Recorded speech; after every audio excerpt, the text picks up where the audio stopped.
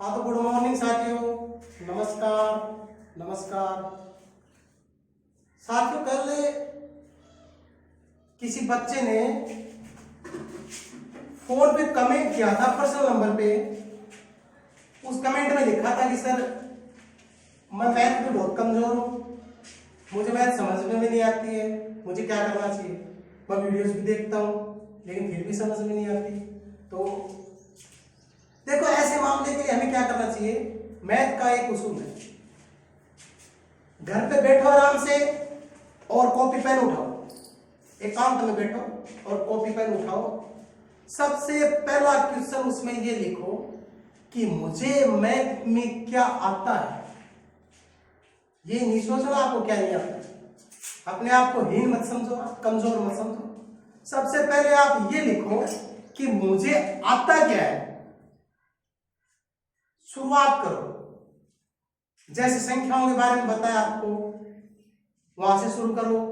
Addition जोड़ना आता आपको, शर्माओ मत कि आप 7th में पढ़ते हैं, 8th में, 9th में। इस चीज का कोई महत्व नहीं है आप कौन सी में पढ़ते हो, महत्व इस चीज का है कि हमें आता क्या है।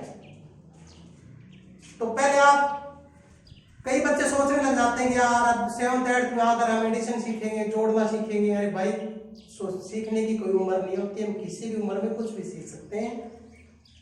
थोड़ा जज्बा होना चाहिए, अपने अंदर सीखने का जज्बा होना चाहिए, इंसान कुछ भी सीख सकता है। तो पहला क्वेश्चन आपको यही लिखना है कि आपको आता क्या है। एडिशन आते हैं टिक कर लेना, ये लो साहब एडिशन हमें को आते हैं। ठीक, सबट्रैक्शन आते हैं, घटाना आता है आपको, आता है तो टिक करो। मल्टीप्लाई आता है तो टिक करो। धीरे धीरे धीरे धीरे आगे चलते जाओ, जहां तक आपको आता है वो आप साइड में रख लो कि ये चीज मुझे क्लियर है। अब इससे आगे का टॉपिक देखो आप और वहां से ही मैथ स्टार्ट करो बस।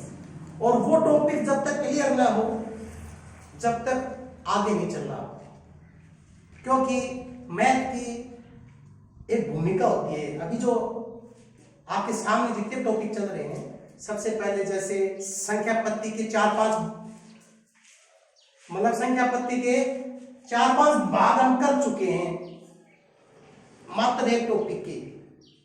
किस लिए?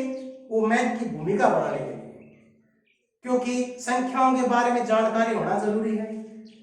संख्याओं के बाद में हम किस पे आए? सिंबल्स पे आए कि भाई कौन सा सिंबल किससे टकराता है, क्या बनता है। ओके ना।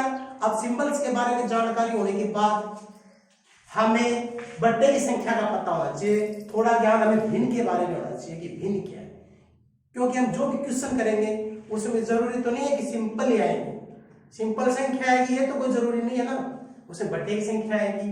अब वो बर्थडे की संख्या है तो उनको भी जोड़ना पड़ेगा, उनको जोड़ना पड़ेगा तो हमें एलसीएम भी निकालना पड़ेगा, तो हमें लघुत्तम भी आना चाहिए। किसी संख्या के ऊपर घात आ गई तो उसके लिए हमें वर्ग वर्गमूल का पता होना चाहिए कि वर्ग क्या है, ये इसका मतलब क्या हो गया। 5 की घात 2, 1 घात 2 क्या होती है, तो उसके लिए हमें वर्ग का पता होना चाहिए, है ना। घन का पता होना चाहिए, घनमूल का पता होना चाहिए, छोटे मोटे जो समीकरण बनाने आने चाहिए। तब जाके मैथ की एक भूमिका स्टार्ट होती है और उसके बाद जाके क्वेश्चन स्टार्ट होते हैं। लेकिन आपको नियम बनाना होगा पढ़ने का। जैसे 40 मिनट हम शाम को पढ़ना है, मुझे 1 घंटा पढ़ना है, 2 घंटा पढ़ना है, ये नियम क्लियर होना चाहिए। अगर आपने नियम तोड़ दिया पढ़ने का, जीवन में अगर पढ़ने का नियम ही तोड़ दिया तो आप वहां नहीं पहुंच सकते जहां आप पहुंचना चाहते हैं। ओके, तो अपने आप को कभी कमजोर मत समझो। ये बहुत ही अच्छी बात है कि आपके दिमाग में ये क्वेश्चन तो आया और आपके मेरे अंदर पूछने की हिम्मत हुई कम से कम कि मेरे मैथ समझ में नहीं आती है सर, मुझे क्या करना चाहिए। बहुत अच्छा क्वेश्चन था, लेकिन इसके लिए आपको यही है कि आपके अंदर जज्बा होना चाहिए और सीखने वाले के अंदर जज्बा होना चाहिए, तभी सिखाने वाले के अंदर जज्बा होता है। सीखने वालों की इच्छा होती है ना सीखने की, तो ही सिखाने वाले को सिखाने में मजा आता है। ओके ना। तो आप फोन को गलत यूज ना करके फोन को फेसबुक व्हाट्सएप पे गलत यूज ना करके आपको अपना महत्वपूर्ण समय है ना जो वो आप इसमें दो। इसको आप सीखोगे तो नए नए क्वेश्चन उपजेंगे। आप कह रहे हो मेरे मैथ समझ में नहीं आती है, आप शुरुआत तो करके देखो भाई, जो समझ में नहीं आती कमेंट करो, आपको आंसर मिलेगा। उसी प्रकार जैसे हम अपने नियम से चल रहे हैं, आप कहोगे सर संख्या पत्ती हम आपने पूरी करवा दी, उसमें कोई आपने होमवर्क भी नहीं दिया। अरे भाई क्वेश्चन इसमें बढ़ते बहुत है, बात वो नहीं, बहुत बढ़ते क्वेश्चन, लेकिन साथ में भिन्न का ज्ञान होना चाहिए। बट्टे की संख्या आ गई, मिश्रित भिन्न आ गई, उसको साधारण बदलना, फिर उनको जोड़ बाकी करते हैं साथ में, तो हमें एलसीएम भी आना चाहिए, ठीक है ना। तो जितने भी टॉपिक आपको कभी क्लियर करवा रहे हैं ना, वो सिर्फ एक मैथ की भूमिका बना रहे हैं, उसका बेस बना रहे हैं। उस बेस बनने के बाद में हम क्वेश्चन करेंगे, फिर हमको ये नहीं पूछना पड़ेगा कि ये चीज कहां से आ गई। ओके ना। कई बार बहुत बच्चे ऐसे हैं तो 7th 8th में जाके पूछते हैं कि सर ये अंश और ये हर क्या है, ये कहां से आए, ये एलसीएम कहां से आ गया। वो इसलिए होता है क्योंकि हमने जो अपना लेवल था ना, जो छोटा लेवल था 3rd 4th का, वो लेवल हमारा क्लियर नहीं हुआ। कंसेप्ट क्लियर नहीं होता ना, किसी भी टॉपिक का कंसेप्ट क्लियर होना चाहिए। जब तक आपका कंसेप्ट क्लियर नहीं होगा, जब तक आपका आगे का टॉपिक नहीं होगा। तो हम जो यहाँ पढ़ रहे हैं ना, वो कंसेप्ट क्लियर कर रहे हैं हर चीज का। लास्ट में जब हम क्वेश्चन करेंगे ना, तो ये सारी मिक्स चीजें एक क्वेश्चन में आ जाएंगे।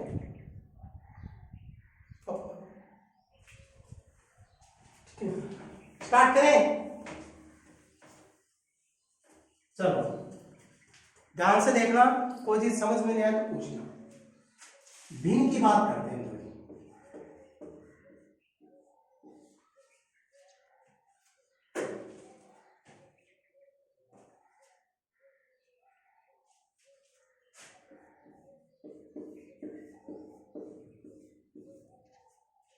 बात करते हैं किसकी, भिन्न की।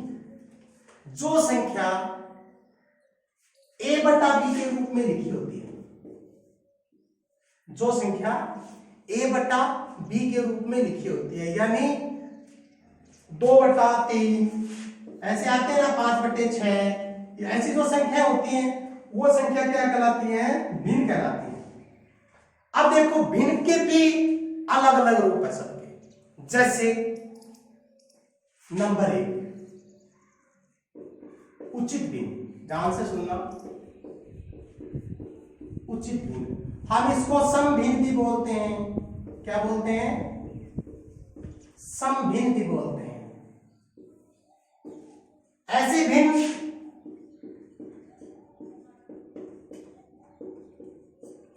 जिसका अंश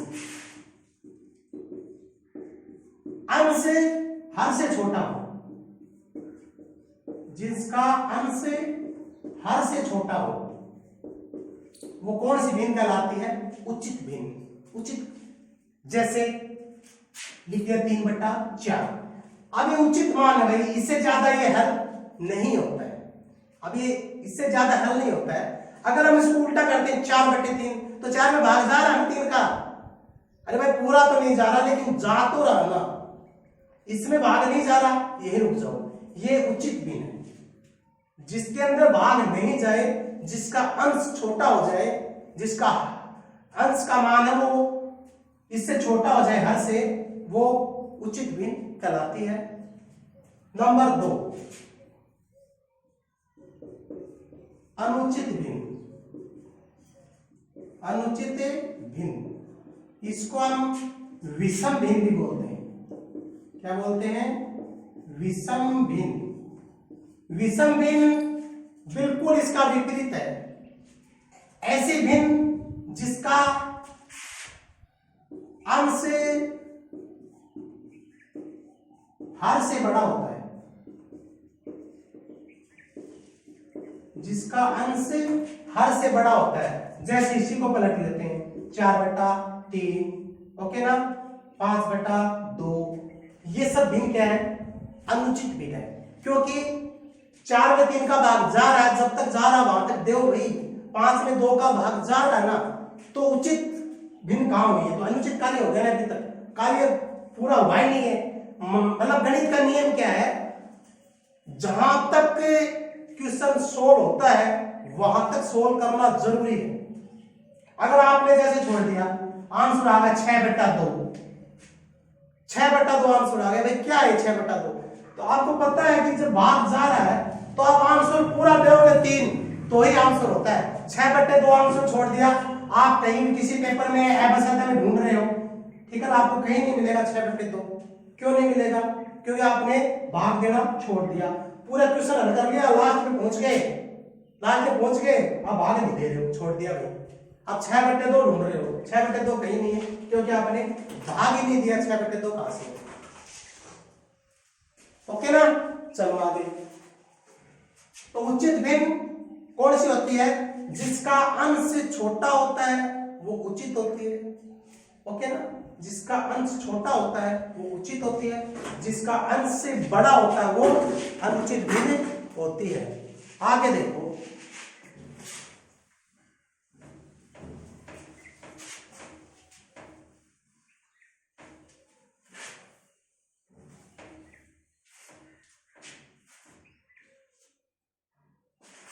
संयुक्त भिन्न।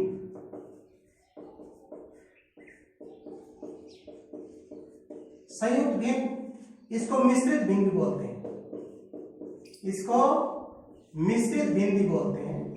देखो किसे कहते हैं? ऐसे भिन्न जिसमें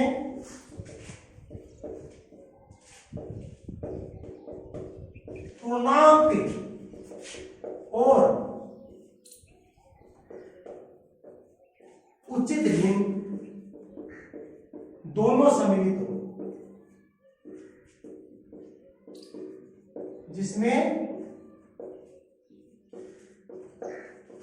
जिसमें पूर्णांक भी साथ आए और उचित भिन्न भी साथ आए। जैसे 1 सही 3/4, ओके, 5 सही 2/3। इसमें देखो साथ में पूर्णांक भी आ रहा है ना, एक पूरा भाग कितनी बार गया है? 1 बार। इसमें पूरा भाग कितनी बार गया है?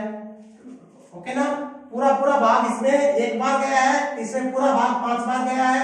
जो पीछे बच गया वो देखो क्या बच रहा है, जो पीछे बचा हुआ है ना वो सम भिन्न बच रही है ना। अरे भाई सम भिन्न तो बच रही है, अगर विषम भिन्न बनती इसका मतलब भाग और जाता।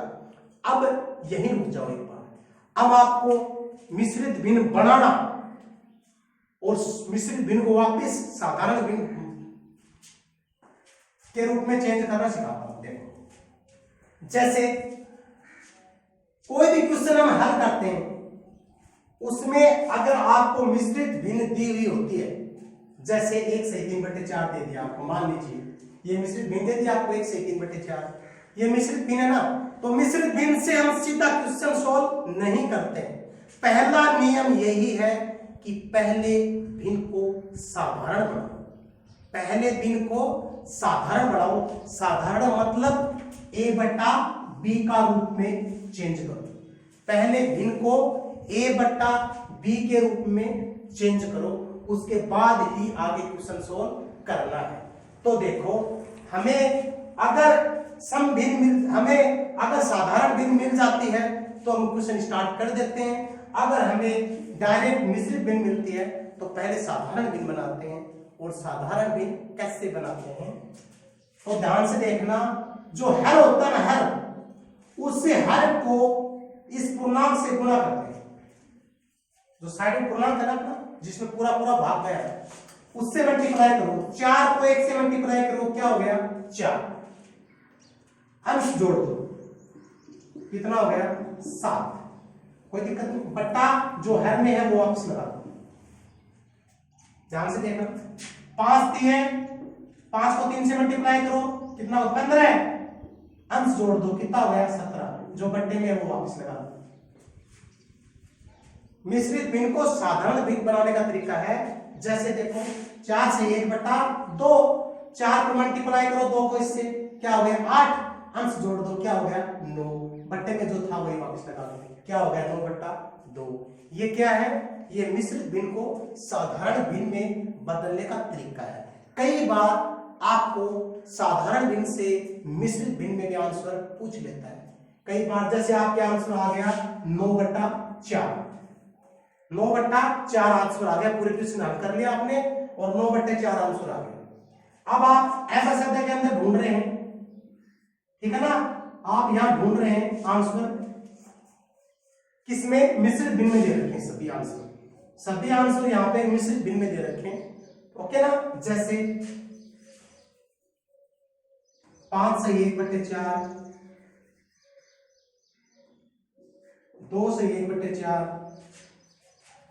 3 से 1/2, 6 से 2/3, ये दे दिए। अब हमारा आंसर क्या रहा है, 9/4। यहां पे है क्या कहीं 9/4?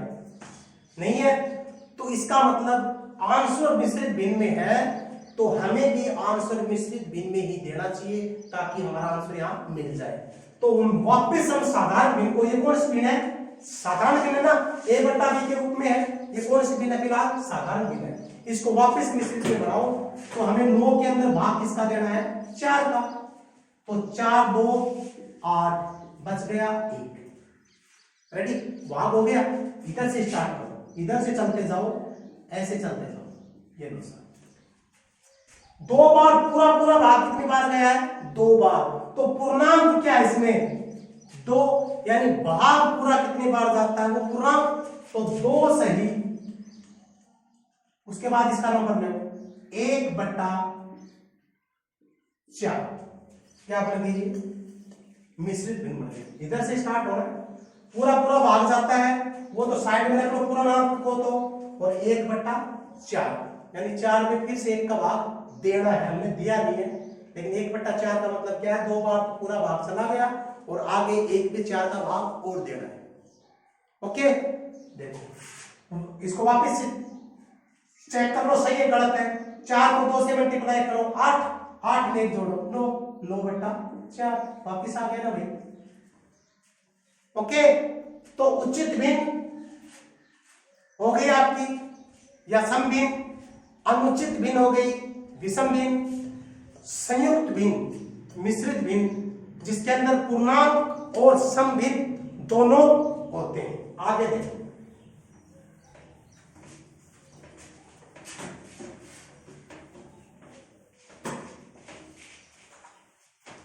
आगे है इकाई भिन्न। इकाई भिन्न किसे कहते हैं, जिसका अंश 1 हो, जिसका अंश 1 हो, इकाई भिन्न कहलाती है। जैसे 1/2, 1/4, 1/8, 1/9, 1/10, ये क्या है सारी, ये है इकाई भिन्न, क्योंकि इन सब का सॉरी जिसका अंश, जिसका अंश 1 हो, लिखने में शायद हर लिख दिया होगा, बोलने में अंश ही बोला, जिसका अंश 1 हो वो भिन्न है, इकाई भिन्न कहलाती है। इकाई का मतलब 1, तो जिसके अंश में 1 हो वो इकाई भिन्न होती हैं। और तो इसी में दूसरी होती हैं सम हर भिन्न, सम हर भिन्न, यानी जिनका हर समान हो, जिनका हर समान हो, सम मतलब समान, और ये है हर, जिसका हर समान हो वो कौन सी भिन्न कहलाती है, सम हर भिन्न। जैसे 3/5, 4/5, 6/5, 7/5, ये सभी क्या है, ये सम हर भिन्न है। और जिसका इकाई अंश में इकाई का अंक हो 1 हो, जिसके अंदर अंश में 1 हो, वो कौन सी भिन्न कहलाती है, इकाई भिन्न कहलाती है। और सम हर, जिसके सभी हर समान हो, वो सम हर भिन्न कहलाती है। ओके, ये ना लिखने भैया, कॉपी के अंदर लिखने, नोटबुक में, रफ कॉपी में लिखने हैं चीजें, ये सारे कंसेप्ट ना लिखने हैं, उसके बाद में इनको वापस क्लियर करेंगे, फिर क्वेश्चन करेंगे, तो आपको क्वेश्चन करने में बिल्कुल भी जोर नहीं आएगा।